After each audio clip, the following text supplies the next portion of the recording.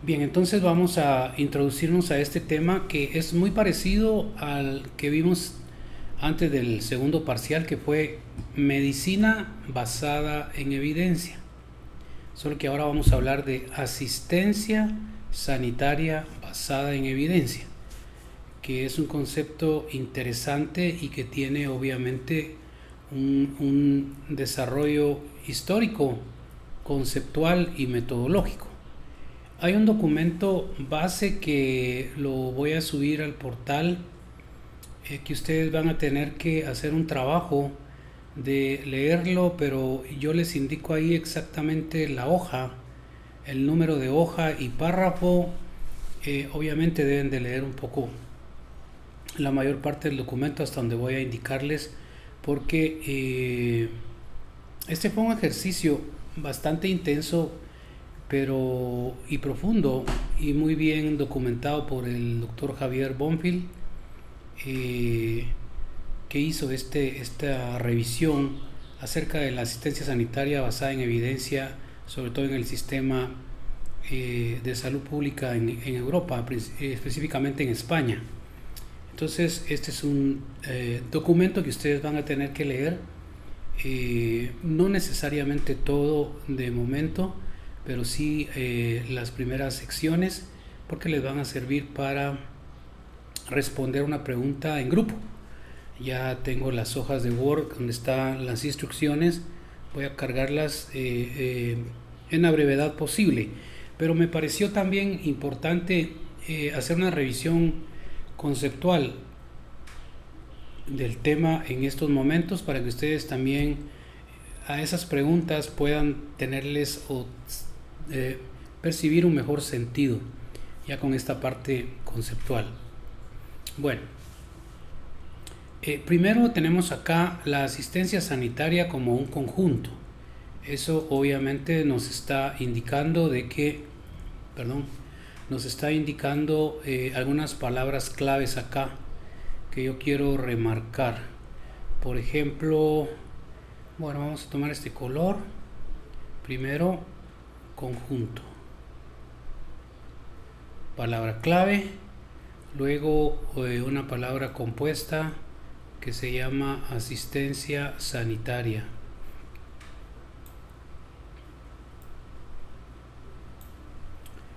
Eh, Básicamente esos serían como los dos elementos claves de este concepto.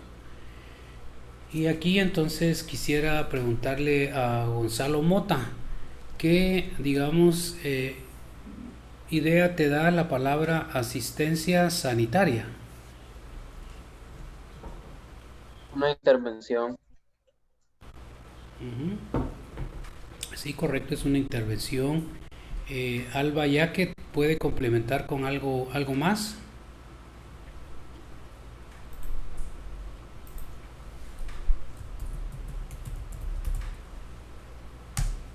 Sobre la palabra asistencia Asistencia sanitaria, sanitaria, sí. como un servicio. Ok, veamos a alguien más aquí del listado. Alessandro Carrillo, ¿algo adicional o diferente a lo que han dicho tus compañeros?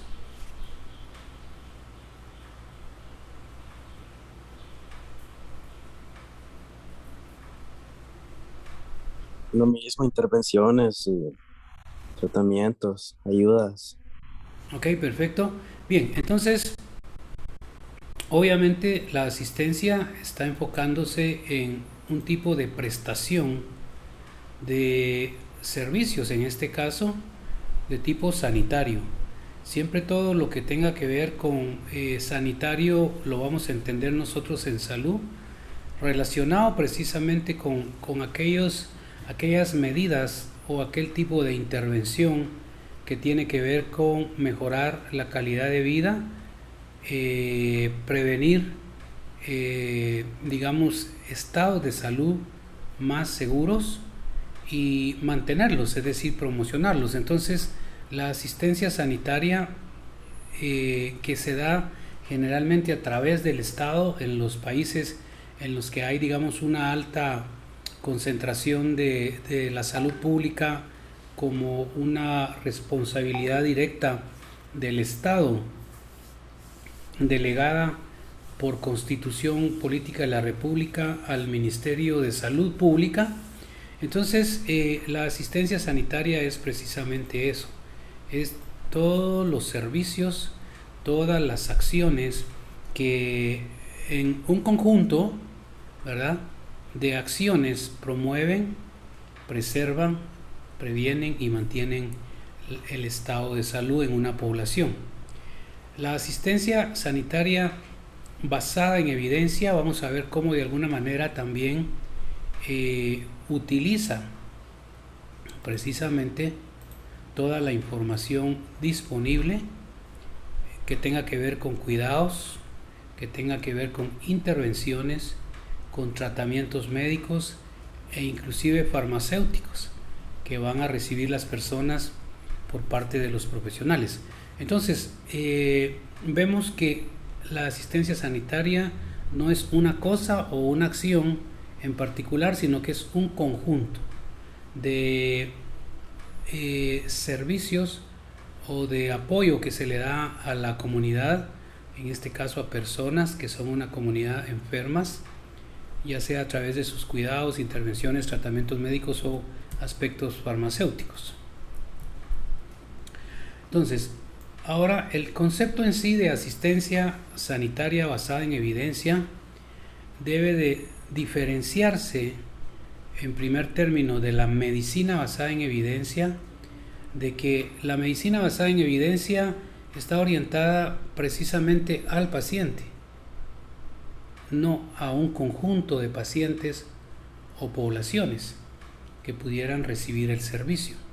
En este caso, la medicina basada en evidencia va dirigida única y exclusivamente al paciente, es decir, cómo el médico, para tomar decisiones de su paciente, puede auxiliarse con la información, con el conocimiento, con toda la, digamos, dirección que en las decisiones que tome esté fundamentado precisamente el nivel de evidencia. Y se recuerdan que vimos que habían en medicina basada en evidencia, ¿cuántos niveles de evidencia, Alexandra?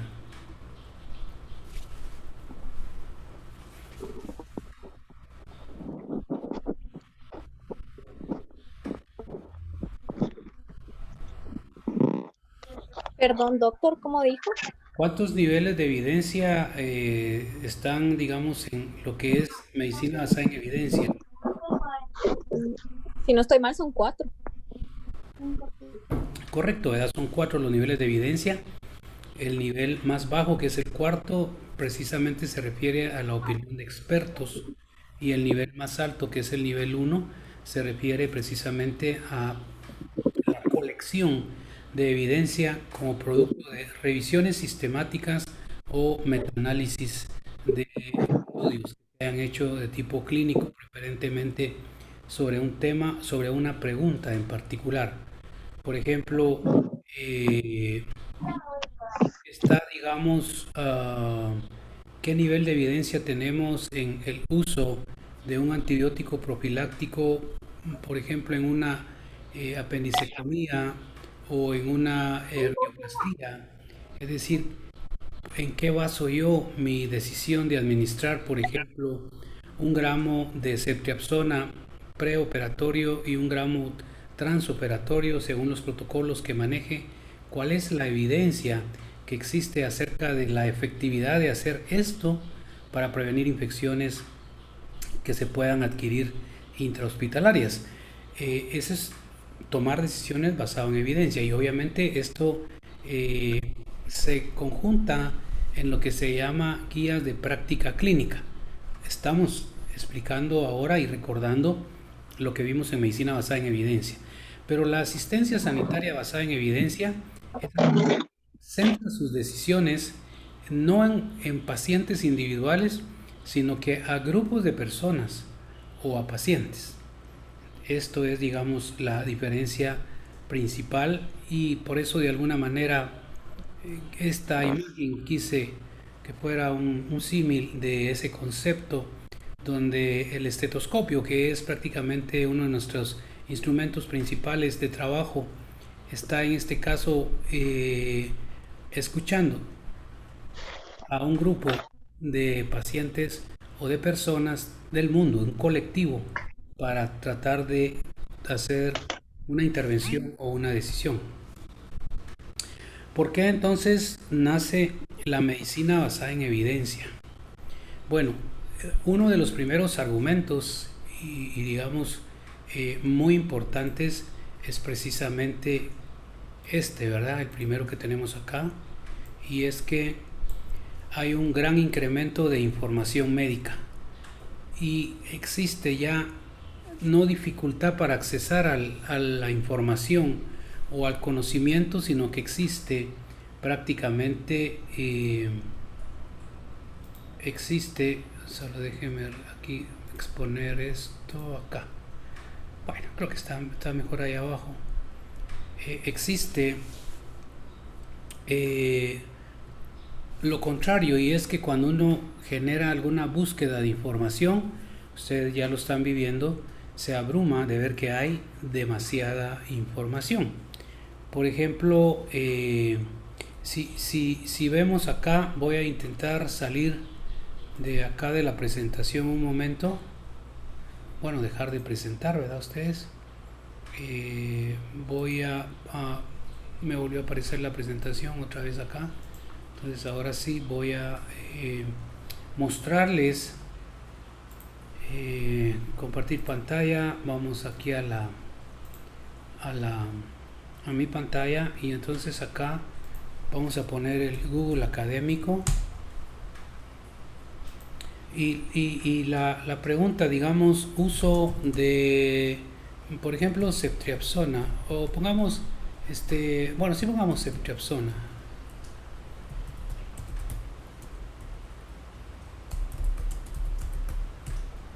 Como quimioprofilaxis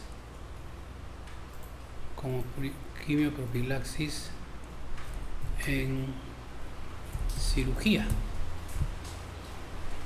Yo estoy intentando entonces como médico buscar si el uso de ceftriaxona de manera quimioprofiláctica, en algún momento ustedes van a tener información. Que trueno más fuerte ese. En algún momento ustedes van a tener información de lo que es la quimioprofilaxia y lo que es un tratamiento antibiótico, que pareciera ser lo mismo, pero yo con un antibiótico, según las dosis que use y la frecuencia de las dosis, puedo hablar de quimioprofilaxia o de tratamiento. Entonces mi pregunta es, ¿debo de usar ceftriaxona como quimioprofilaxia en cirugía? ¿Qué nivel de evidencia existe? Si realmente es funcional, si realmente previene que mis pacientes se infecten. Entonces, al poner esto acá en el buscador y darle clic, vean ustedes, por ejemplo, la cantidad de información que hay sobre esa pregunta. Entonces, yo como médico no voy a poder leer los 3.040 artículos sobre uso adecuado y racional de antibióticos o sobre profilaxis antibiótica en perioperatoria. Este es un estudio comparativo entre cefalosporina de primera y tercera generación. Entonces, el ejemplo que les mostraba ahora era precisamente para fundamentar un poco esta parte que estamos viendo acá en la presentación, y que tiene que ver básicamente con el primer elemento que le da justificación a que aparezca la asistencia sanitaria basada en evidencia en función de precisamente esto, que hay un incremento de información médica y dificultades para el uso apropiado de la misma.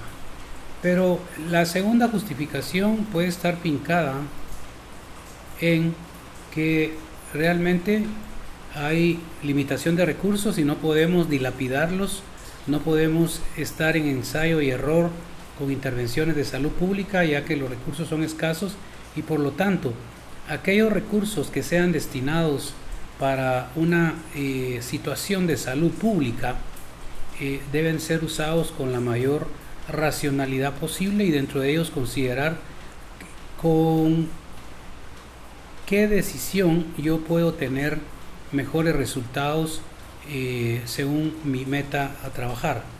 Luego lo otro es que la medicina basada en evidencia nos da un enfoque más abierto del trabajo médico, es decir, ya no son 2, 3 cabezas pensantes que deciden por toda una colectividad, sino que nos permite realmente ver otras opiniones, otras experiencias, otras propuestas y de esa manera pues fortalece y amplía nuestra percepción y nuestra decisión.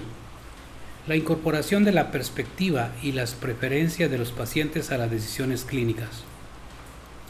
Esto está apareciendo cada vez más en el espectro como el contrato, si le podemos llamar así, entre el médico y el paciente, ya no solo es un contrato de asistencia en el que el paciente dice yo hago lo que mi doctor me dice porque él sabe y no voy a cuestionar, no voy a preguntar si hay otra forma de accesar a mi situación de salud.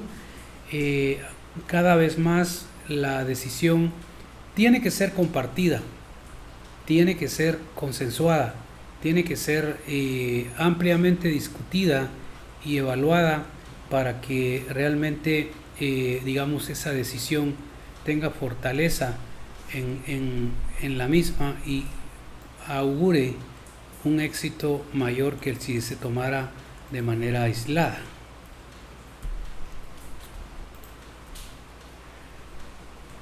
El otro elemento importante a considerar en esto es la gestión de los servicios sanitarios.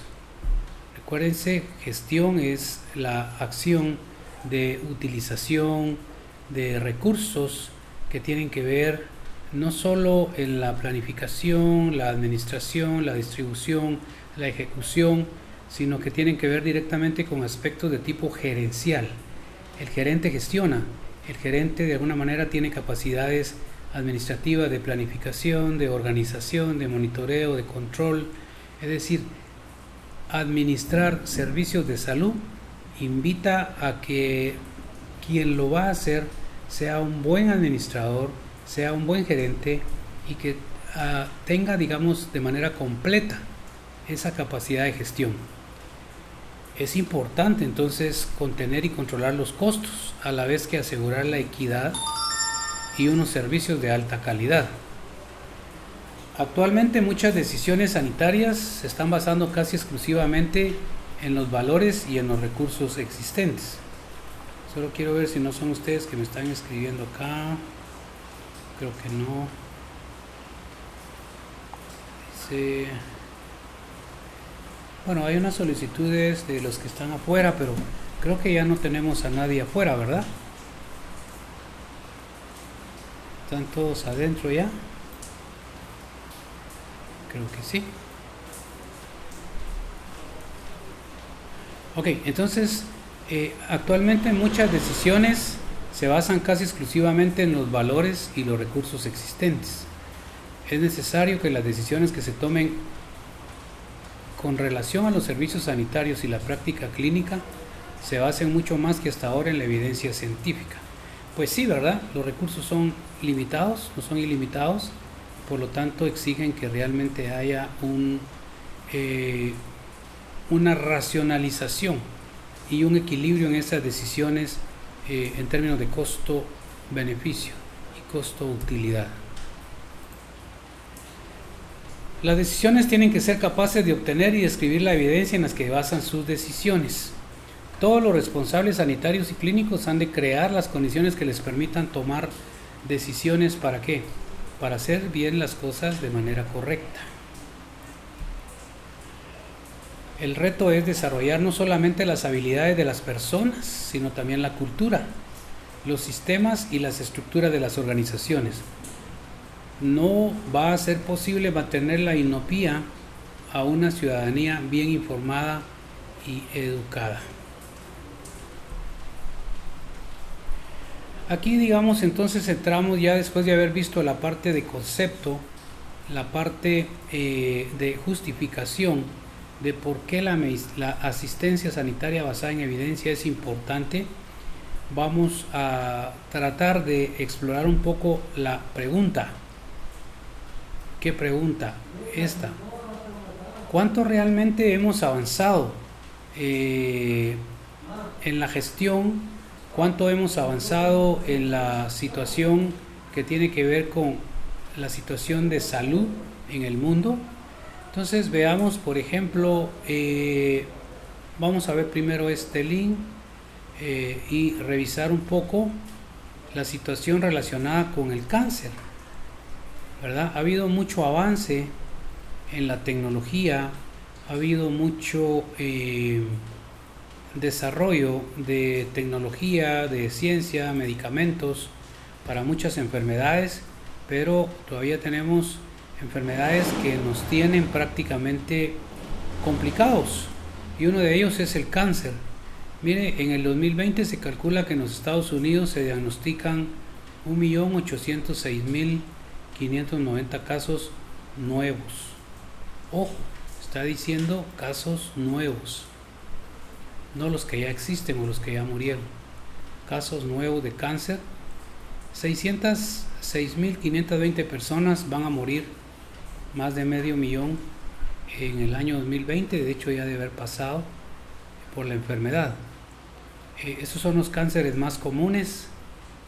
Tenemos el de mama, o sea, el de cáncer de seno, el cáncer de pulmón y bronquios, el cáncer de próstata, el cáncer de colon y recto, el melanoma, el cáncer de vejiga, el linfoma y así todos los que están acá. Entonces la pregunta es, ¿realmente hemos avanzado bastante en la situación de salud o estamos todavía, digamos, en qué momento estamos? El cáncer es una de las principales causas de muerte. Se anticipa que en el 2040 el número de casos nuevos de cáncer por año aumentará a 30 millones y el número de muertes a 16.4 millones. En general, las tasas más altas de cáncer se encuentran en los países con poblaciones que tienen el nivel más alto de esperanza de vida. Y aquí fue donde me llamó la atención cuando leía esto y revisaba esta presentación, que la he usado todos los años, pero siempre la reviso para ver qué se puede actualizar. Y vino a mi mente la reflexión de decir, bueno, y entonces es cierto, el ser humano siempre se va a morir. Aceptar la muerte es parte de una realidad que todos debemos de tener en cuenta. Es decir, nadie se quiere morir, pero sí estamos conscientes que en algún momento nos vamos a morir. Si antes de tiempo o después de tiempo, no lo sabemos, solo Dios lo sabe, pero que sí tendremos todos, los que estamos hoy aquí. Puede caer un rayo en este momento y nos acabamos, no necesariamente por una enfermedad o porque estemos más viejos o más jóvenes, sino que la muerte es parte de un ciclo de la vida en el que se nace, se crece, se reproduce y se vuelve a morir. Es decir, sin entrar en temas aquí de tipo teológico, si hay vida después de la vida, yo en lo personal creo que sí, pero eso es un asunto personal. Cada uno de ustedes tendrá su propia opinión, la respeto. Sin embargo, el punto es que vamos a ver, cuando hice la reflexión de, bueno, ¿y será que ahora vivimos más que antes con toda la tecnología, con todo el avance científico que tenemos? Y por eso me fui a agregarle un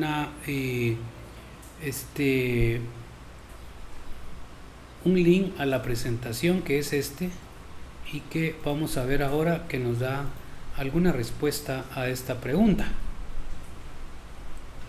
Entonces, primero quiero que observen ustedes esta gráfica. Espero que la estén observando ahí bien. Voy a intentar explicárselas. Lo que tenemos acá, tenemos la expectativa de vida en hombres en años: 30 años, 40, 50, 60, 70, 80, 90 años. Y aquí tenemos la expectativa de vida en las mujeres. Igualmente de 0 o de 30 hasta casi 90 años. Y lo que vemos es que hay una línea media en la que de alguna manera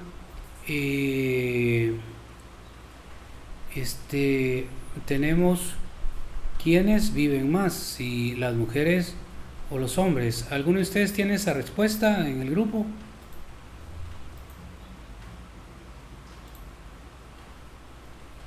Yo he escuchado que las Preguntarle mujeres, a un hombre primero. Vamos a preguntarle a Neri Antonio. ¿Estás por ahí, Neri Antonio? Pone tu cámara, por favor.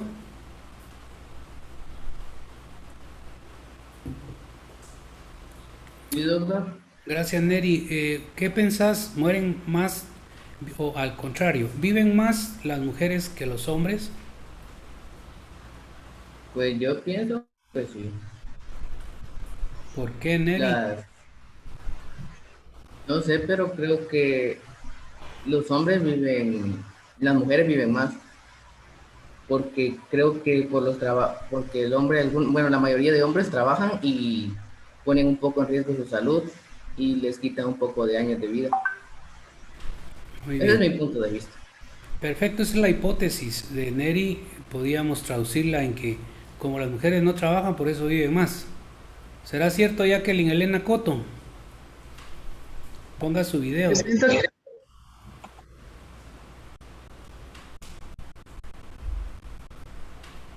Yo siento que los hombres viven más, porque las mujeres llevan como que ese desgaste de estar embarazadas y todo, entonces eso.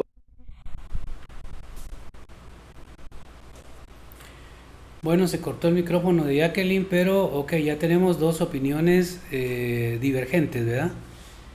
Entonces veamos un poco la interpretación de esta gráfica. Dice, según los datos, nuestros datos, en los últimos 200 años, las personas en todos los países del mundo lograron un progreso impresionante de salud, que condujo a un aumento de la esperanza de vida. La esperanza de vida es un indicador que en epidemiología expresa la probabilidad de vida. Si yo nazco en Estados Unidos, ¿cuántos años podría vivir en base al promedio de vida de toda la población? O si nazco en el África, en Samoa, por ejemplo. Bueno, Samoa creo que no es una... Samoa es una isla conjunto de las islas Aleutianas. Pero en África, digamos en Kenia, si yo nazco en Kenia tengo una esperanza de vida al nacer. Si nazco en Guatemala tengo una esperanza de vida al nacer. Entonces es la probabilidad de vida que yo tengo según el lugar de nacimiento. Dice, en la gráfica se ilustra la esperanza de vida al nacer para hombres y para mujeres, y en donde es posible identificar que todos los países están por encima de la línea de paridad diagonal. La línea de paridad diagonal es esta, punteada, y dice, se puede visualizar que todos los países están por encima. Es decir, se van hacia el lado de la mujer, no hacia el lado del hombre. Y aquí podemos ver en este número que está corriendo acá, podemos ver en este número que está aquí, cómo la esperanza de vida va subiendo desde 30 según el año. Si vemos el año más bajo que nos dé o el más alto, la esperanza de vida subió. Por ejemplo, este dato está hasta el 2017, creo, 2018. Pero eso es lo que indica esta gráfica. Entonces nos está diciendo que las mujeres viven más que los hombres. Ahora, sigamos leyendo acá. Eso significa que en todos los países una niña recién nacida puede esperar vivir más que un niño recién nacido. No obstante, las diferencias entre países son grandes, ya que en países como Rusia las mujeres viven 10 años más que los hombres, las rusas, mientras que en Bután la diferencia es menos de medio año. O sea, ahí se mueren todos casi por igual. ¿Cuál es la explicación que da este artículo acerca de por qué viven más las mujeres? Las mujeres viven más que los hombres. La evidencia muestra que hay diferencias de tipo cromosómico y hormonal que tienden a que la mujer tenga más longevidad, a pesar de que, como decía Jacqueline, hay un mayor desgaste. Por ejemplo, los hombres tienden a tener más grasa alrededor de los órganos. Tienen más grasa que se denomina grasa visceral, mientras que las mujeres tienden a tener más grasa directamente debajo de la piel, grasa subcutánea, es decir, las llantitas, las llantas, no sé cómo le llaman aquí a la grasa que sale en las piernas. Esta diferencia está determinada tanto por el estrógeno como por la presencia del segundo cromosoma X en las mujeres.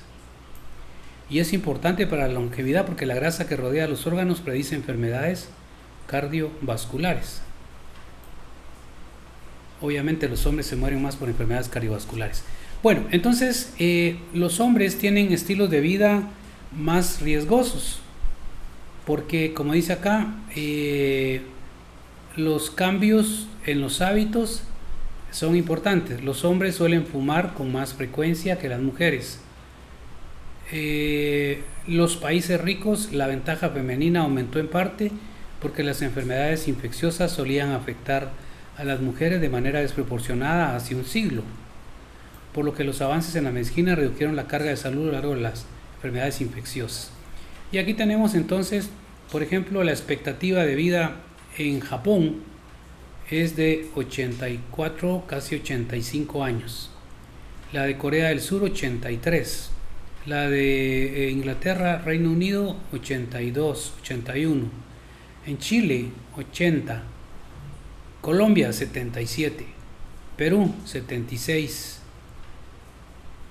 En el mundo, si lo viéramos a nivel mundial, 72. En la India, 70. En Etiopía, 66, casi 67. Y Sudáfrica, 64. ¿Cuál es la expectativa de vida de Guatemala? ¿Alguien la sabe?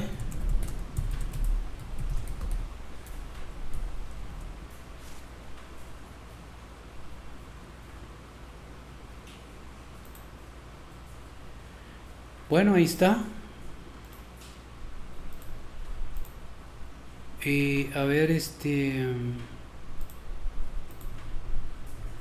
A ver, Yulisa López está por ahí.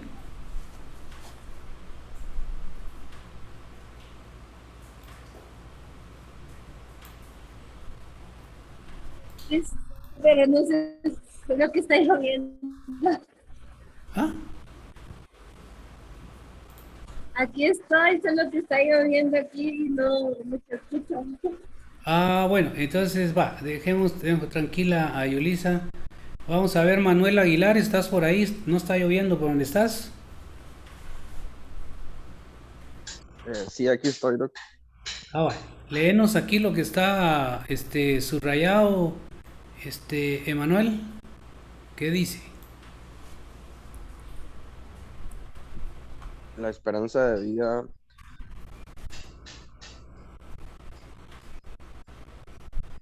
de los que nacerán en el periodo de 2020-2021 será de 73.2 años y de 60.9 para los hombres y un 76.4 para las mujeres.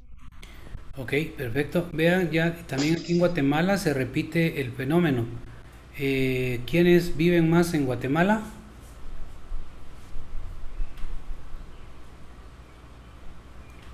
Las mujeres. Las mujeres. Las mujeres. Y yo que vivo molestando a mi esposa, le digo, mira, cuando tú te vayas, yo voy a hacer tal cosa, cuando me quede solo.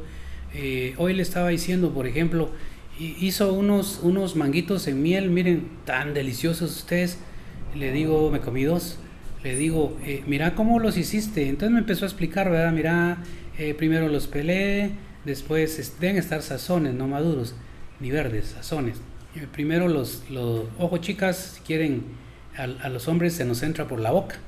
Tienen que cocinarnos rico. Me dice, entonces los pelé, luego los puse a cocer. Después que se cocieron, boté esa agua y los volví a poner en agua nueva. Lo volví a cocer, ahí le eché un poquito de canela. Me dijo, clavo, me dijo un pedacito de clavo. Y luego ya empecé a echarle azúcar para hacer la miel. Quedaron deliciosos. Entonces yo le decía, es que así, mira, mi hija, le digo a mi hija de 16 años, oíste la receta, ¿verdad? Porque cuando tu mamá se vaya primero, entonces así, mira, nosotros vamos a podernos hacer nuestros manguitos en miel, ya no vamos a extrañar esa forma de cocinar de tu mamá. Pero, y ella se ríe y me dice, ahí vas a ver que tú te vas a ir primero. Y realmente tiene razón, ¿verdad? Porque si hablamos de probabilidades, miren ustedes la diferencia que nos llevan las mujeres en Guatemala. 76.4 años menos 60.9. 15.5 si mal no estoy. Imagínense. Perdón, sí. O sea que según eso, a mi esposa le va a tocar vivir casi 15 años solita, ¿verdad? Y entonces yo le digo, mira, como ojos que no ven, corazón que no siente. Si te sale algo por ahí, yo ya no estoy, dale, mijita, le digo, porque no te vas a quedar solita, ¿verdad? Se empieza a reír y me dice, ¿qué? Me dice, yo ya no me meto a camisa de 11 varas otra vez, peor de vieja, me dice. Pero bueno, entonces el punto es esto, de que sí vimos que las mujeres viven más que los hombres, vimos las causas que tienen que ver con aspectos cromosómicos, que tienen que ver con digamos, cómo la asistencia sanitaria permitió controlar mejor las infecciones, sobre todo en este grupo de mujeres, infecciones en mujeres, que eran las que más hacían que la mortalidad fuera más temprana. Entonces, esto es un poquito digamos, el recorrido que hemos hecho en relación a esta pregunta: ¿cuánto realmente hemos avanzado? Creo que sí hemos avanzado mucho de los últimos 200 años para acá con el advenimiento de los antibióticos, las vacunas, el microscopio, los rayos X, la tomografía, el ultrasonido, medicamentos de diferentes generaciones. Creo que hemos avanzado mucho y ha permitido realmente que hará unos 300, 400 años la esperanza de vida en el mundo era de 30, 35 años, de veras. Se morían mucho las personas, sobre todo de problemas infecciosos. Entonces, creo que en ese sentido sí hemos avanzado. Vamos a llegar hasta aquí entonces y luego vamos a seguir ya esta presentación a partir de los objetivos de la gestión sanitaria y clínica, realmente hacia qué nos está orientando que esto pueda, digamos, realizarse. Entonces voy a parar acá la grabación de